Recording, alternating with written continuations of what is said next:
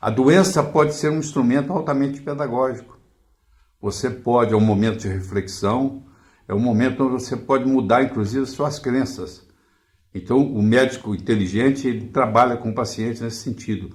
Depois que tudo acabar, o que vai ficar de bom pelo fato de você ter ficado doente? Entendeu? Então, pausa para reflexão. O que você aprendeu com a doença?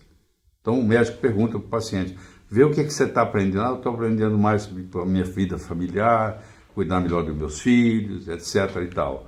Quais foram as mudanças de prioridades? Minhas prioridades eram essa de viajar, agora já não é mais, etc. e tal. O que hoje você dá valor, mas que não se importava antes da doença. Esse é um problema de um processo de reflexão. Como a doença fez de você uma pessoa melhor? Que pode te fazer uma pessoa pior. Se você fica revoltado com a doença, ela te faz, às vezes, uma pessoa pior. Se você aceita o que vem, e tudo é lucro, você pode se tornar uma pessoa melhor. Quais são os seus planos para os próximos 10 anos? Quer dizer, se você parar de ver o futuro, você vai gastar sua energia recordando o passado.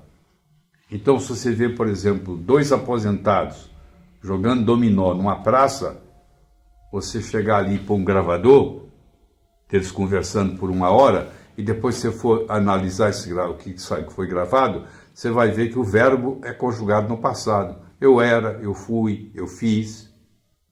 Quer dizer, quando você começa a conjugar o seu verbo no passado, significa que o passado passou a ter mais importância do que o futuro. Significa que você está perdendo a expectativa do futuro. Se você faz plano para o futuro, você cria memórias do futuro do mesmo modo que você tem memórias do passado. É muito fácil para você ir na sua casa. Você vai lá todo dia. Você pega uma pessoa estranha, explicar para ela como é que chega na sua casa, ela pode errar a cidade, ela pode errar a rua, o bairro, pode errar a casa, tudo isso. Mas quem vai lá todo dia? Então, quando eu começo a criar memórias de futuro, do mesmo modo que eu tenho memórias do passado, e eu coloco no futuro colorido e no passado preto e branco, se eu quero fazer o futuro ficar mais importante do que o passado, porque você tem que fazer, por inteligência, o futuro mais importante que o passado.